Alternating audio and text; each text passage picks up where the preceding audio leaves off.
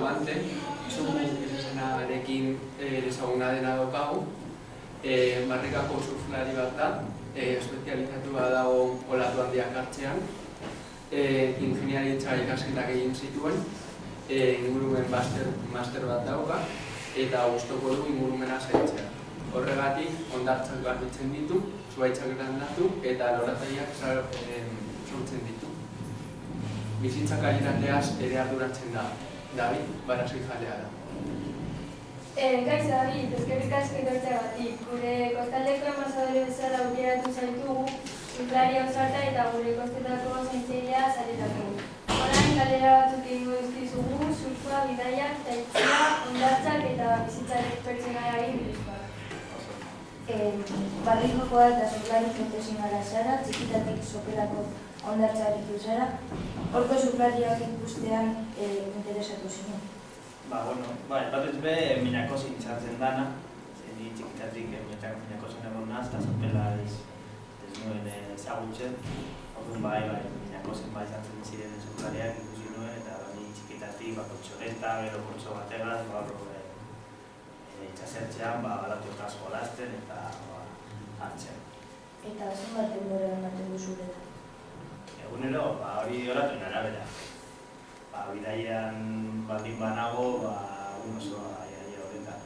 Urberoa baldin banago eta hori, Indonizatik edo Mexikon edo halako lekutan, igual 10 ordu edo 12 ordu. Baina hemen normalean bainoak dira 2 ordukoak, urra 8 dau, 3 ordu edo, eta batxetan ematen duzu oso lantu honak baldin badaut, 3 baino edo 4 baino. Hemen gehienez jota, igual egunero 8 ordu, baina normalean 4 ordu edo 3 ordu. Edo nori gomendatzen duzu? Edo nori, zera gauza bat oso polita, eta erantzako ona. Platzen bat zaizu, itxasua, zabe. Badakigu surfa gustatzen zaizula. Zuk nola ikusten duzu, kirol bat bezala edo bizitzeko modu bat bezala. Horrela bizitzeko modu bat bezala bada, nola izatzen da zure bizitzan? Niretzat bai da bizimodua, gauean ikusten ditut parteak, abertzen nolako latuak datozen, edo estatzen naz goiz, preste egoteko, gorputza ematzeko, eta egin galdien gauzak prestu kitzeko, latuak gauzenean hartzeko. Normalean olatu gorrak goizean dira, zenero aizea normalean aldatzen da, orduan egunero natural zara goiz, zutarako zaitzen naz, goiz bai, oberatzen, jaia egiten baduzu, gero olatuak ez dut hartu.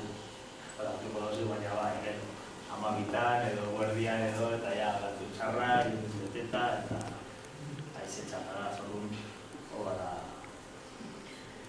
goiz egotea. Zu irakaslea zara eta talde mistoa dituzu, eta zure uste zergatik galdearen eskaintzi zuen munduan ditutekin? Izan da ohituragatik, eta hori aldatzen ari da asko, eta orain iaia kopurua berdina da. Kirola edo bizimodua denontzat da, bai kirentzat bai nizkentzat, eta gero kirola gogorra da. Orduan batzutan neskak igual juten badira bakarrik, igual neguan edo usten dute, baina egiten badira taldeak, bat animatzen du besteari, eta orduan sortzen dira surf taldeak edo surf komunitate bezala, eta zuen artean guztatzen zarete, eta egiten duzu baina hori faltatzen da, ondino bai egiten ari da, horren ikusten duzu launeska hori taulagaz, lehen bakarrik ikusten duzu neskak ondartzara eta bakarrik bata taulagaz, baina orain ikusten duzu kopuruak ganok taulagaz eta ganok surfa egitera. Eta hori notatu behar da gehiago, baina surfa berez intuizioa erabili behar da, eta zuek, balokazue guk baino intuizio gehiago. Entzun dugu urtean tablak eta jantziak eramaten dituzula Marokora. Zergaitik hautatu zenuen Marokora bidaiatzea? Guk hemen egiten dugunean ikastaroak, beti Saharagueak beti etorri dira. Eta, ikusten dugu nola haiekan batzuk kanpamentutan bizi dira edo lur barruan, eta ez da itxasoa gertu egon, ez dute duki hori aukera itxasoa ezagutzea eta surfa egitea, eta etortzen direnean da espektakulo bat egiten daudean nahi pozik eta behin ezaken hori zergatik ez joateara.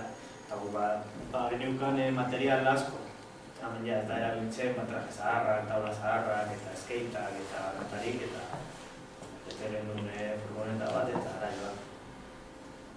Surfa bat praktikatzen egon zara leku askotan eta horietako bat Amerika da zehazki Puerto Rico.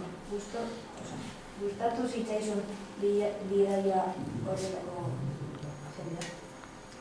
Egia esan da, Puerto Ricon pasatu neban behin, baina ez neban aturik hartu. Eta gimendik topatu duzuen hori Puerto Rico egan. Baina bai egon naz Mexikon, Panaman, Perun, eta hango leku askotan. Baina Puerto Ricon ez azken bidea izan da Mexiko, normalean Mexikora noa. Eta hauko ondartzak diferentzia asko dauka hauketan. Bai, zeran Mexikon adibidez, ni juten naz ondartz batera, non energia guztia batzen da. Zaulatua datorrenean, hor dago itxasabaletik dator, eta datua dator energia osoagaz. Orduan, plataforma kontinental jotzen danean, ja horazten du hori indarra galtzen. Eta hor dago oso putxu sakon bat, eta gero justu ondartza. Orduan, olatua dator oso potente. Eta olatu holan txikitsu bat hemen ez daukala iaia energirik eta ez dutxu zer egiten, han botatzen zaizu atziruntz eta pasada bat. Eta hori da, area da apurbete beltza, hemen azkorri modun edo, ez da oso ondartz polita holan are zuriagaz, baina olatuak dira oso bereziak. Datorrenean bai olatua hartzen du, aurrean dagoenera olatua hartzen du. Olatu bat horrela, apurtzen danean egiten da hau bezala, bat egiten dugu. Eta apurtzen da eta egiten du guri egiten zaiguna da tubua. Tubo sakonak eta luzeak eta indartsuak. Bai hor jaten duzu olatu asko, bai. Surfa egiteko, bai, jakin behar duzu nola jaten dira, nola gurazpik pasatu eta bai. Etxea dela eta gure labietara heldu zaigu Asian egon zarela, gudaneko tenpetan. Entrenamendu gogorrak eta janari euskarazak eduki dituzula. Nolako izan zen zuretzat esperientzia hori? Oso esperientzia polita, oso esperientzia gogorra, segun pentsatu gendun tenpletara gindoa zela eta hor gendula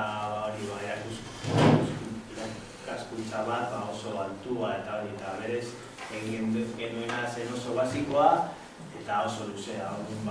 Egin gendun ariketa batzuk oso simpleak, baina egin behar gendun hori ordu bat ariketa berbera egiten. Orduan gauza berbera hainbeste denbora egiten, lantzen duzu beste gauza batzuk. Eta gero ikusten duzu egin duzuna oso garrantzi handia dekola, baina egin behar duzu. Eta egiten duzunean, garrantzen duzu gainotan. Eta gero egunero gauza bera eta gauza bera eta gauza bera eta gauza bera eta gauza bera. Ematen zuen timo bat zara, baina berez da bere era haik holan ikasten dute pun orduak eta orduak. Eta ordua gauza bera egiten, orduan ondo egiten duzu. Ezin duzu egin gauzak hola, pli, plano, ondo egiteko, denbora behar da, eta hartu behar da, konzentratu, eta daukasun presentzia eta daukasun guztia, hor egon behar da gauza hori egiten. Ondo egiteko. Ingenieritza ikasi duzula irakurri dugu, eta orain bide horretan aritzen zara. Bai, ez dute lan askorik egiten, baina bai egiten dut lan, eta bueno, dirua sortzen dut hortaz, eta bai, saiatzen dut hori surfagaz moldatzen, orduan bulegoko lana da batzutan, eta egin dut abez, edo nahi duan momentuan, orduan bueno, ondo dago lan egitea berak nahi duenean. Hakigu gure ingurumena zaintzea asko gustatzen zaizula, eta zutelako ondartzan eta itxia praktikatzen duzula ondartza garbitzea zain. Noiz egiten duzu garbiketa? Normalean egiten dugu bata martxoan edo apirilean, eta beste bat udan. Gero egiten dugu bai Meñakozen, Liberian, eta bueno, naiz eta asko garbitu, ondo legoke garbiketa gehiago egitea. Ze horre surfa eta ingurumena, ondartza eta hori biltzen da, den Euskal Herrian hain famatua den jaia. Eta horre jaia dago zeirak arte, eta hor dago jendea, eta beti garatzen da hori nahiko zik. Eta hori guzaiatzen dugu garbitzen, eta Nork antolatzen dugu garbiketa hori? Hori Peñatxuri taldea. Eta bat dago garbitzen duzun beste ondartzain bat? Bai, egiten dugu, urtero egiten dugu Meñakozen, eta gero saiatzen dugu egiten leku desberdina, Galean edo San Juan de Gaztelugatzen, eta beste leku asko dau, hori sortelana ez ezik, hori ez direla igual ez diran ezagunak, baina oso zikin dauz. Orduan, garbitzen duzunean, bai garbitzen duzu eta bai burua egiten duzu jakiteko dagoen egoera zein den. Azkenean hori gizakiak hori kontaminatzen du asko eta asko eskitzen du, eta guk gara gizakia eta guk batu dago.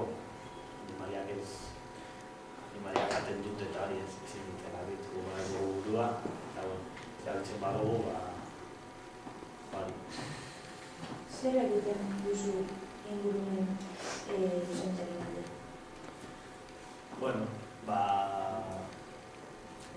Gauza hitz egin alden konparatuta, baina aldu dana zaitzen dut egiten, eta batez be hori izan dudana, konturatzea, lehen konturatzen zarenean, plastiko asko erabiltzen duzula, gero erabiltzen duzu plastiko gutxiago. Konturatzen duzu, kotxea asko erabiltzen duzu, zaitzen duzu kotxea gutxiago erabiltzen. Ikusten duzu, gauzak ez duzula guztiz erabiltzen, gauzak erabiltzeko dira, ez dira erosi eta botatzeko, dira erabiltzeko. Eta guk bizitzan behar duguna da gauzak ondo bizitzeko eta dagoen mundua bizirik mantentzeko. Guk ondo bizitzeko entzen badugu mundua, ez dago zentzurik. Biziten etorri zen laguna, gure kostaldeko zein lekutara emango zenuke. Olatuak gustatzen baiako, seguru Meñakoz eta Mundakara. Ez dira olaturik honenak, nire ustez hamen. Mundaka nik mundutik zehar egonaz eta Mundaka bezala ez dago besterik. Eta, hori ezagutu behar da. Eta gauza bat da, hori sartzea eta gero olatuak hartzea. Hor dago jende asko eta, baina ikusi behar da, eta gero ja bakoitzaren arabera sartu ala ez. Eta gero Meñakozera ere bai, zera nire leku, nire tinagoan, eta niretzat oso berezia da, eta beti eramaten ditut zorren jendea beti gara Orain PowerPoint bat ikusiko dugu. Guapo.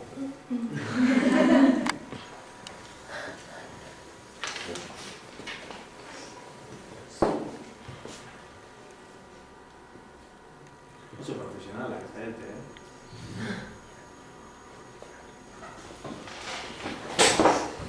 Argazki batzuk erakutsiko dizkizugu eta ari izan da azalpen txiki bat eman bezala. Azalpen txiki bat? Bai. Hau da Gasteizko txapelketa, bata da Gasteiz, ala eta itxitaldea, Gasteizen munduko taitxi txapelketa baten, txapelduna geratu ziren, taldeko formak egiten, oso forma polita egin zuten, oso lasaia eta oso batera, oso gustora.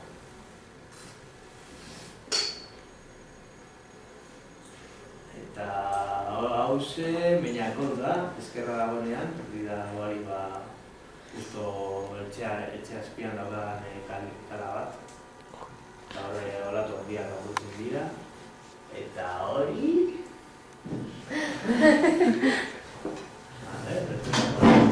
Que no sé. Nonda hori...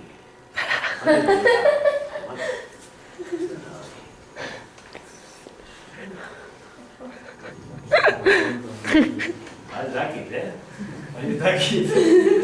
Ematen dira izan, horrela, baina ez dakit nonda hori, igual, ez. Hori da, nondik atera duzu da, hori da mono bat,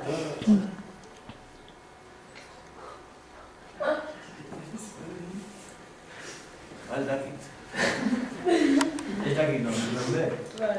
¿Qué pasamos? Hau sartu dago, hori da Sahara.